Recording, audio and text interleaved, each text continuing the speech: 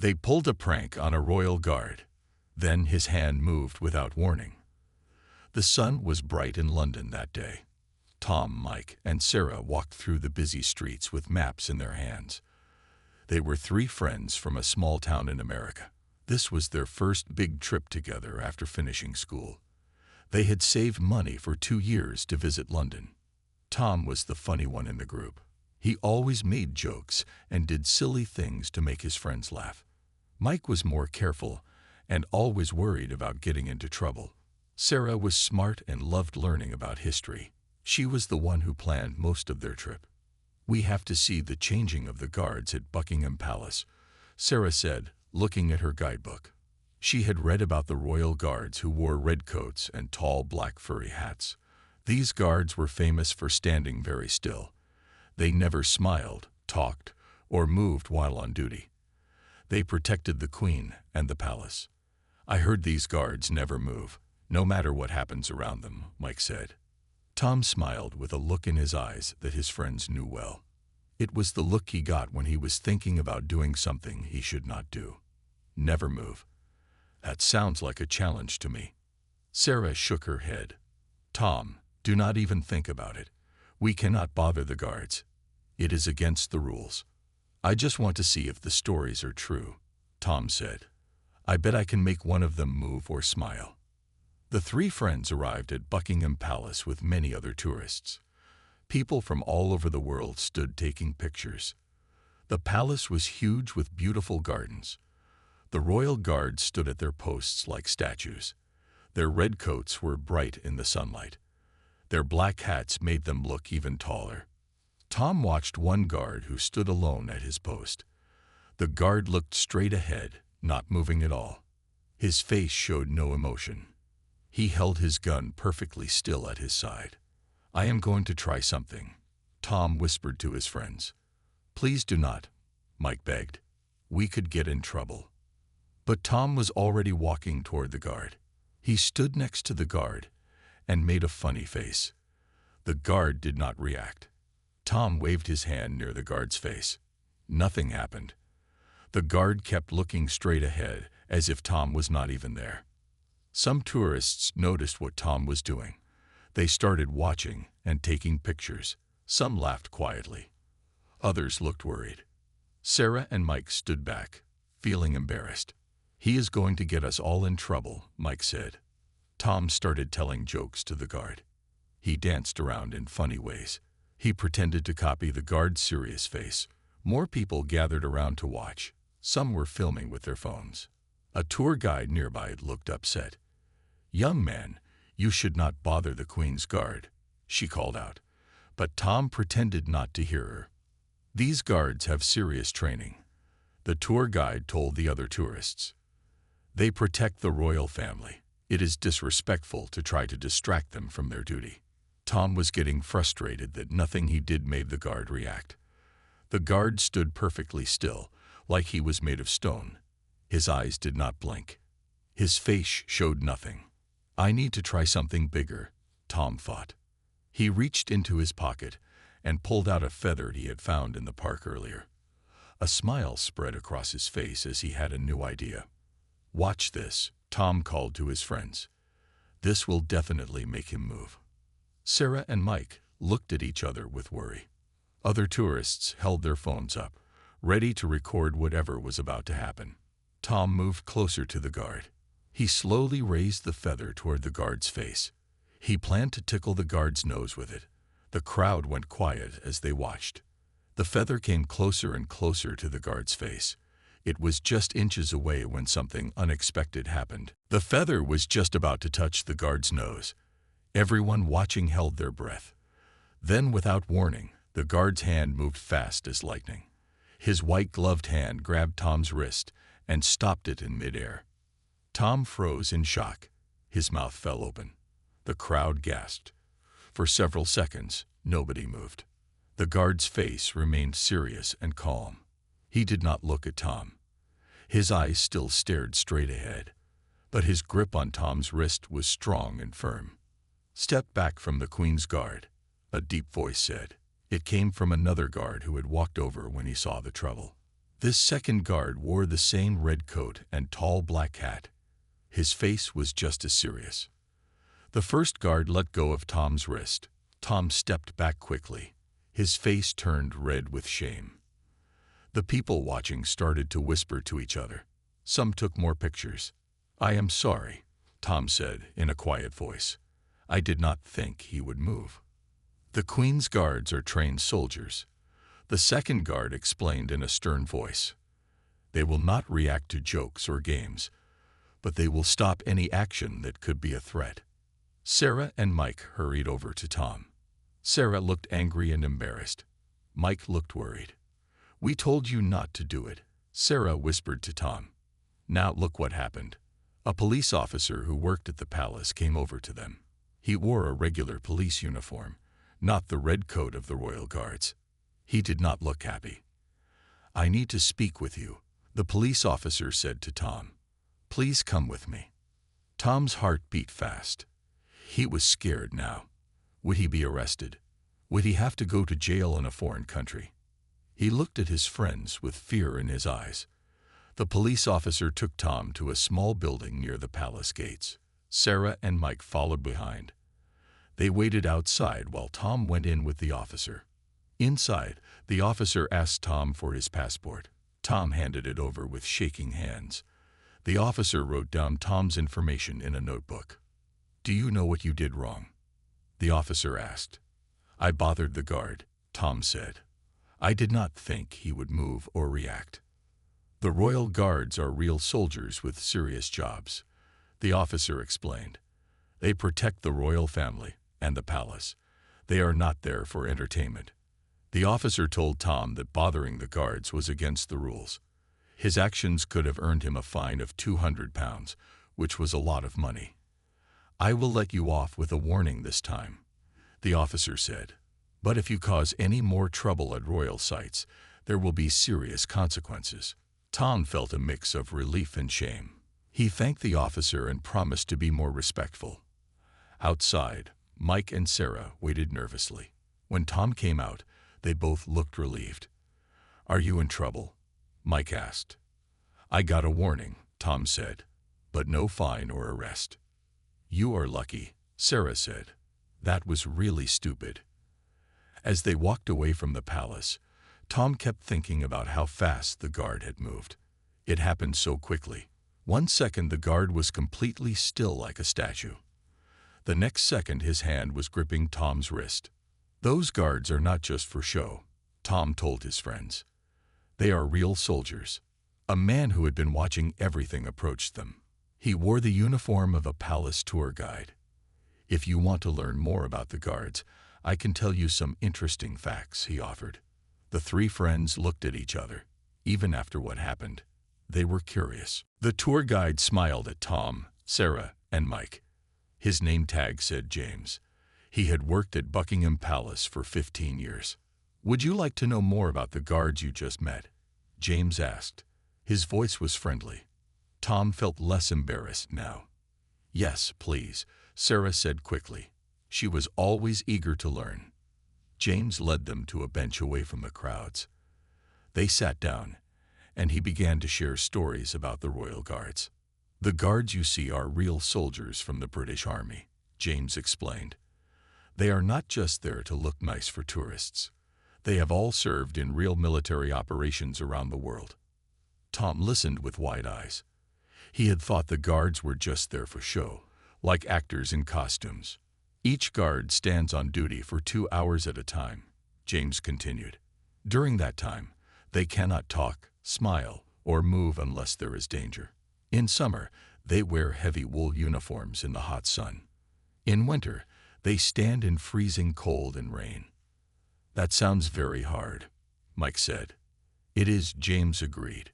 "Sometimes guards faint from standing so long in the heat, but they are very proud of their job."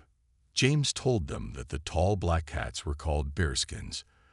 They were made from real bear fur, and each hat weighed nearly 2 pounds. The red coats were called tunics, and they were part of a uniform that had not changed much in over 100 years. "The guard who grabbed your wrist was Captain William Hughes," James said to Tom. He has served in the army for 12 years. He was in Afghanistan and Iraq before becoming a Royal Guard. Tom felt even worse now. He had been trying to make fun of a real soldier who had fought in wars. Each guard must be at least 5 feet 8 inches tall, James said. They train for months to learn how to stand perfectly still and march in exact steps. Sarah asked about the changing of the guard ceremony. James explained that it happened when new guards came to replace the ones who had been on duty. They performed special marches and music during the ceremony. If you come back tomorrow at 11 in the morning, you can watch the changing of the guard, James suggested. It is quite a show. As James talked, a small crowd gathered to listen. People were interested in the facts about the guards. Some took notes and pictures. One more thing you should know, James said to Tom. The guards are allowed to react if someone crosses the ropes or tries to touch them. They will shout a warning first. If the person does not step back, the guards can point their rifles. Has a guard ever had to shoot someone? Mike asked nervously. No, never at the palace, James said. But it is important to remember they are carrying real rifles with bayonets. Those are the long knives attached to the end of their guns. James had to leave to lead a tour group. Before he left, he gave them a small booklet about the history of the Royal Guards. Thank you for the information, Tom said. And I am sorry about what I did. Many tourists make the same mistake, James said kindly. Just show respect next time. As the three friends walked away, they saw a crowd gathering near the palace gates. People were taking pictures and pointing. What is happening now? Sarah wondered. Let us go see, Tom said. He was still embarrassed about the guard incident, but he was curious too. They walked toward the crowd. Through the people, they could see a line of guards marching in perfect steps. Their movements were exact, like a dance. Each foot hit the ground at the same time. Their arms swung together. It is a patrol change, a woman next to them explained. We are lucky to see it. Tom watched the guards with new respect. Now he knew they were not just statues in fancy clothes. They were trained soldiers doing an important job. That evening, Tom, Sarah, and Mike sat in a small cafe near their hotel. They were eating fish and chips, a famous British food. Tom was quiet, still thinking about what happened at the palace. Are you still upset about the guard thing? Mike asked. Kind of, Tom admitted. I feel really stupid now. Sarah was looking at her phone. Her eyes grew wide suddenly. Oh no, she said. Tom, you need to see this. She turned her phone so Tom and Mike could see the screen. It showed a video of Tom trying to prank the guard. It showed everything. From his silly faces to the moment the guard grabbed his wrist. The video had thousands of views already. Someone posted it online. Sarah explained. It is going viral. Tom groaned and put his head in his hands. Great. Now the whole world can see me being an idiot. Mike looked at the comments under the video. Most people are on the guard's side, he said. They are saying you deserved it. I did deserve it, Tom agreed. But I hate that everyone can see it now. At that moment, a group of young people walked into the cafe. One of them pointed at Tom. Hey, you are the guy from the video, he said loudly. The one who got owned by the Royal Guard. Tom wanted to hide under the table. The group came over, but they were not mean about it. They were friendly and curious. What did the guard say to you? One girl asked. He did not say anything, Tom explained. It was another guard and a police officer who talked to me after. Can we take a picture with you? A boy asked. My friends will not believe I met you. Tom was surprised. He did not expect to become famous for his mistake. He agreed to the picture, trying to smile even though he felt embarrassed. After the group left, Sarah laughed a little. Look at you, famous for all the wrong reasons. I guess there are worse things, Tom said with a small smile. When they returned to their hotel room, Tom received a message from his mother back in America. Are you okay? She wrote. I saw a video of you with a palace guard.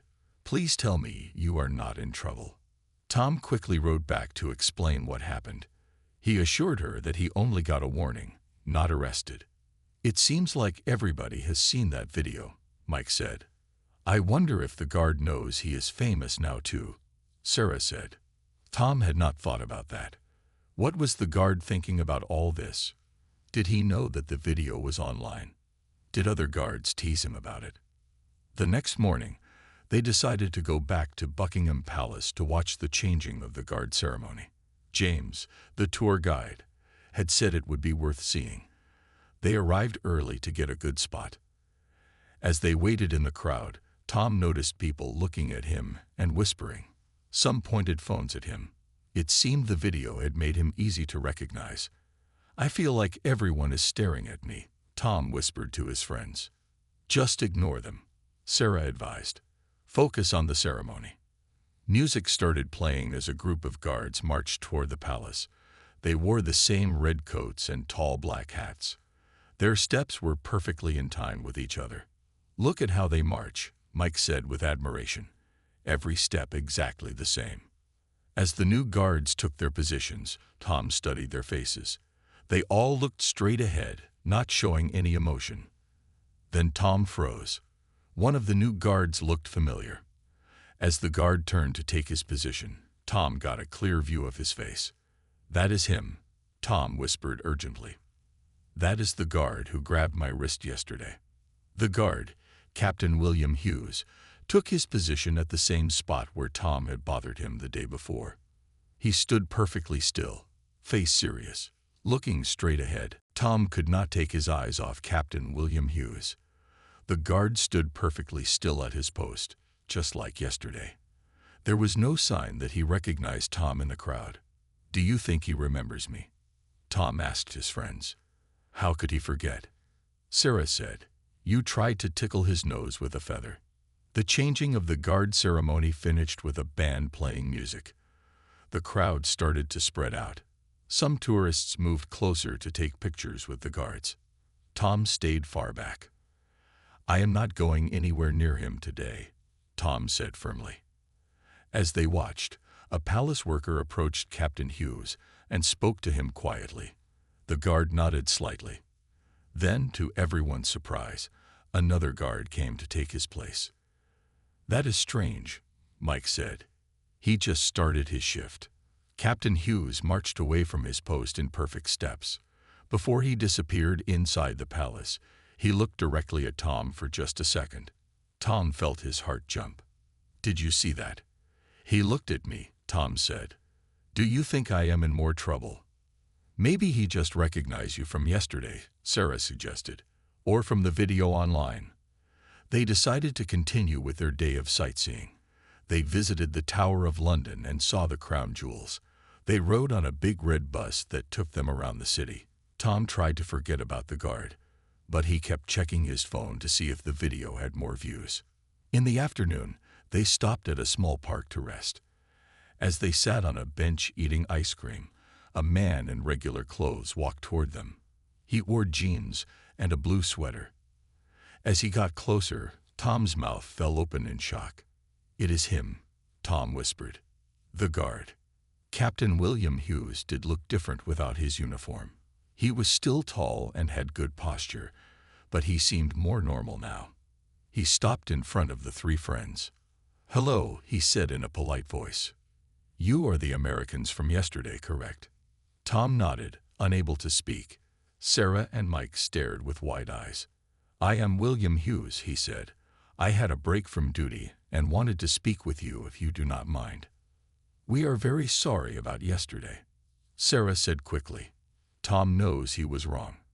Captain Hughes sat down on a nearby bench. "The video of our interaction has become quite popular," he said. "My commanding officer asked me to speak with you about it." Tom's heart sank. He was in trouble after all. "Are we in more trouble?" Mike asked. Captain Hughes shook his head. "No, not at all. Actually, my officer thinks the video could be helpful." The three friends looked confused. Captain Hughes explained that the palace was having problems with tourists bothering the guards. The video of Tom's prank and the guards' quick reaction had shown people what could happen. Many tourists think we cannot move or react, Captain Hughes said. Your video shows that we can and will if necessary. It might make others think twice before bothering guards. So I accidentally did something good? Tom asked, surprised. In a way, yes, Captain Hughes said with a small smile, though I do not recommend others try the same thing. Tom felt relieved. I really am sorry, he said. I did not understand how serious your job is. Most tourists do not, Captain Hughes said. They see the uniform and think we are there for show. Captain Hughes told them he had served in the army for 12 years. Being a royal guard was considered an honor. The guards protected the royal family and important buildings. They trained hard to maintain their discipline. How did you move so fast yesterday? Tom asked. 1 second you were completely still, then suddenly you grabbed my wrist. Years of training, Captain Hughes said. We practice being alert even while standing still. I saw your feather coming from the corner of my eye. Tom was impressed. He had a new respect for the Royal Guards now. Captain Hughes spent almost an hour talking with Tom, Sarah, and Mike in the park. He told them stories about life as a Royal Guard that most tourists never heard. The hardest part is standing still for so long, Captain Hughes explained. Sometimes my legs go numb, but we are not allowed to move or show any discomfort. What about when people try to make you laugh?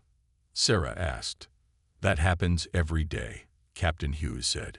People make faces, tell jokes, or dance in front of us. We are trained to focus our eyes on a distant point and ignore distractions. Tom was curious about something. Have you ever broken character? Like laughed or smiled by accident? Captain Hughes thought for a moment. Once, during my first month, a bird landed on my hat and stayed there for 10 minutes. I managed not to react, but later I laughed about it with the other guards. As they talked, more people walked by and recognized Tom from the video. Some took pictures from a distance. Captain Hughes noticed this. You have become quite famous, he said to Tom. Not in a way I wanted, Tom replied. The comments on the video call me stupid and disrespectful. People make mistakes, Captain Hughes said. What matters is learning from them. After a while, Captain Hughes checked his watch. I need to return to duty soon, he said. But I have a suggestion. Would you like to learn more about what we do? There is a small museum about the Royal Guards near the palace. Not many tourists know about it. The three friends were excited about this idea. Captain Hughes gave them directions to the museum and said goodbye. As he walked away, Tom felt much better about the whole situation. The museum was in a small building with a red door. Inside, they found displays about the history of the Royal Guards. There were old uniforms, weapons, and photographs from different time periods. An elderly man greeted them at the entrance. His name tag said Henry, and he was a retired guard himself. He had served the royal family for 30 years. Welcome to our little museum, Henry said. Most tourists miss this place. They only see the guards at the palace, but know nothing about our history. Tom, Sarah, and Mike spent 2 hours exploring the museum. They learned that the Royal Guards began over 300 years ago. The red coats were originally red because that color was the cheapest dye to make uniforms. The tall bearskin hats were first worn after a famous battle to make the soldiers look taller and more intimidating. Henry showed them a special display about guard training. Each guard trains for 6 months before they can stand post at the palace, he explained. They learn to stand perfectly still for hours. They practice marching with exact steps. They learn to keep their face serious no matter what happens. It sounds really hard, Mike said. It is, Henry agreed. Many people quit during training. Only the most disciplined soldiers become Royal Guards. As they were about to leave, Henry asked them how they became interested in the Royal Guards. Tom hesitated, feeling embarrassed. We saw the changing of the guard ceremony this morning, Sarah said quickly.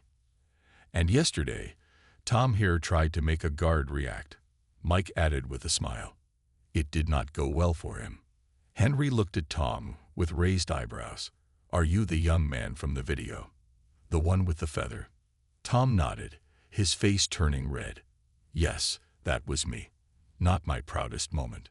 To Tom's surprise, Henry started laughing. "I saw that video this morning. The other retired guards and I have been talking about it all day. That was some of the fastest reflexes I have seen from a guard in years." "You are not mad about it?" Tom asked. "It was disrespectful," Henry admitted, "but no harm was done. And it showed how well-trained our guards are." Henry, the retired guard, invited Tom, Sarah, and Mike to join him for tea in the small cafe next to the museum. He wanted to hear their whole story. They sat at a corner table with cups of hot tea and cookies. "So tell me exactly what happened," Henry said. His eyes were kind, and Tom felt comfortable sharing the full story. Tom explained everything, from his silly idea to the moment the guard grabbed his wrist. Henry listened with interest, sometimes nodding and sometimes smiling. "I have seen thousands of tourists try to make guards react," Henry said when Tom finished.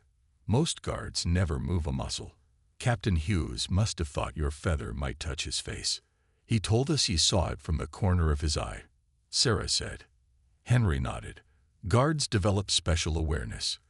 They can see more than you think without moving their eyes."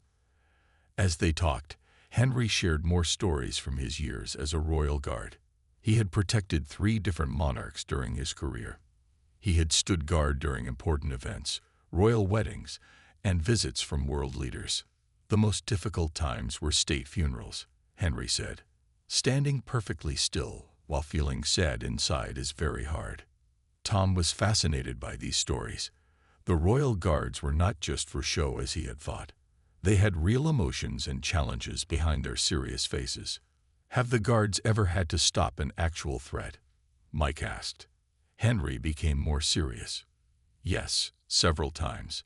Most incidents the public never hears about.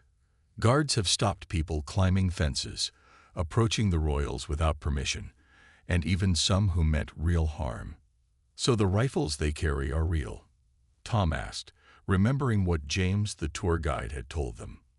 "Very real," Henry confirmed, "though guards would only use them in extreme situations. Usually, just their presence is enough to keep troublemakers away." A group of tourists entered the cafe. One woman pointed at Tom and whispered to her friend. Tom tried to ignore them, but he felt uncomfortable. Henry noticed this. "Your video has made quite an impression," he said. "How many views does it have now?" Mike checked his phone. "Over 2 million, he said with surprise. "It is still growing. You might be the most famous tourist of the season," Henry said with a chuckle. Tom groaned. "I came to London to see famous places, not to become famous myself." "Actually," Sarah said thoughtfully, "this could be a good opportunity." "Tom, what if you made a new video explaining what you learned?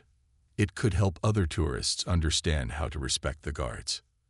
This idea caught Tom by surprise. "Like an apology video." "More like an educational video," Sarah explained. "You could share what we learned about the guards, their training, and their real purpose." Mike nodded excitedly. "We could film it right outside the palace. People who saw the first video might watch it and learn something." Henry seemed to like this idea too. "That would be a positive way to use your newfound fame. I know the palace officials would appreciate efforts to educate tourists." Tom thought about it. He did feel bad about disrespecting Captain Hughes. Maybe this was a way to make things right. Plus, it might help other tourists avoid making the same mistake.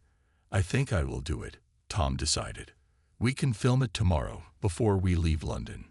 Henry offered to help them with facts for their video. He wrote down important points about guard protocol and the history of the royal guards. He even suggested good filming locations near the palace where they would not disturb any guards. As they left the cafe, Henry shook Tom's hand. "Young man, you made a mistake, but you are learning from it. That shows good character." Back at their hotel, Tom, Sarah, and Mike planned their video. Sarah wrote a script with all the facts Henry had shared. Mike researched the best time to film when the light would be good but the crowd smaller. Tom practiced what he would say. He wanted to sound sincere and informative. He was nervous about putting himself out there again, but it felt like the right thing to do. "I hope people do not just make fun of me more," Tom said. "Some might," Sarah admitted, "but others will appreciate you trying to fix your mistake." That night, Tom had trouble sleeping. He kept thinking about everything that had happened since his prank on the Royal Guard. What had started as a silly idea had led to meeting Captain Hughes and learning so much about the Royal Guards. Maybe some good would come from his mistake after all. The next morning, Tom, Sarah, and Mike woke up early. Today was their last full day in London before flying home. They had one important task to complete: filming Tom's educational video about the Royal Guards. They arrived at a small park near Buckingham Palace at 8 in the morning. There were fewer tourists at this early hour. Sarah held the camera ready while Mike checked the lighting. "Are you ready?" Sarah asked Tom. Tom took a deep breath. "I think so. Let us do this before I lose my nerve." They found a good spot with the palace visible in the background, but far enough from any guards on duty. Sarah started recording, and Tom began to speak. "Hello, I am Tom Miller from Chicago. You might recognize me from a viral video where I tried to prank a royal guard with a feather. It was a big mistake. Today I want to share what I learned about these amazing soldiers." Tom spoke for 5 minutes, explaining everything he had learned from Captain Hughes and Henry. He talked about the guards' training, their real military service, and why tourists should show them respect. "These guards are not tourist attractions or statues," Tom concluded. "They are highly trained soldiers with an important job. I learned my lesson the hard way. I hope others can learn from my mistake." As they finished filming, they noticed a small crowd had gathered to watch. Some people recognized Tom and asked to take pictures with him. One woman thanked him for making the educational video. "My son thought it would be funny to bother a guard on our visit tomorrow," she said. "Your first video scared him, and now your explanation helps him understand why he should not do it." Tom felt good about this. Maybe his mistake and the viral video would actually help other tourists behave better. They spent the rest of the morning editing the video on Mike's laptop. When it was ready, they posted it online with the title, "What I Learned After Pranking a Royal Guard." Then they continued with their London sightseeing. They visited Westminster Abbey and the London Eye, a huge Ferris wheel with views of the entire city. Tom checked his phone often to see if people were watching the new video. By afternoon, the educational video had thousands of views. The comments were mostly positive. People thanked Tom for being honest about his mistake and sharing what he had learned. "Your first video made me laugh, but this one made me think," one comment said. "I never knew the guards were real soldiers with combat experience," said another. Some news websites even shared the new video. One British newspaper posted an article titled, "Tourist Redeems Himself After Guard Prank Goes Wrong." As the day went on, something unexpected happened. The palace's official social media account shared Tom's educational video with a message. "An excellent explanation of the Royal Guard's duties and training. Thank you for helping visitors understand the importance of respecting the Queen's Guard." When Tom saw this, he could hardly believe it. "The palace shared our video," he told his friends with excitement. They actually liked it. "You went from palace troublemaker to palace educator in 2 days," Mike joked. That might be a record. For their last evening in London, the 3 friends decided to visit a traditional British pub for dinner. They found a cozy place called the Crown and Lion not far from their hotel. As they enjoyed their meal, the door opened and a familiar face walked in. It was Captain William Hughes, but he was not alone. He was with a group of other men who looked like they might also be royal guards, though all were in regular clothes. Captain Hughes noticed Tom immediately and waved. After speaking briefly to his friends, he walked over to Tom's table. "I saw your new video," Captain Hughes said with a smile.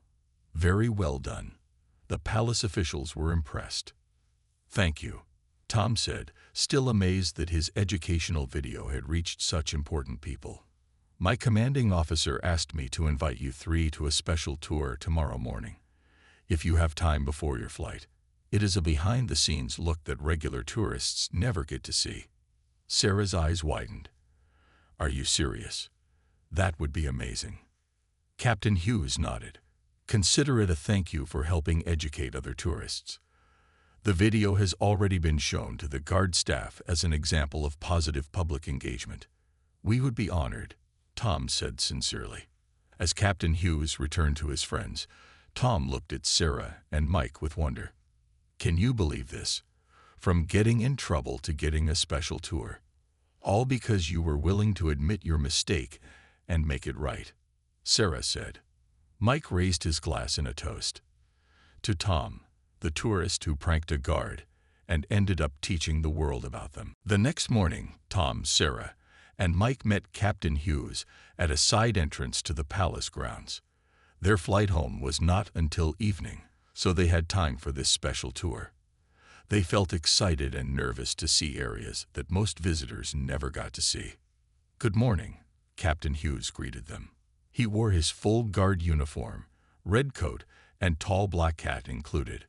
Are you ready for your tour? The three friends nodded eagerly.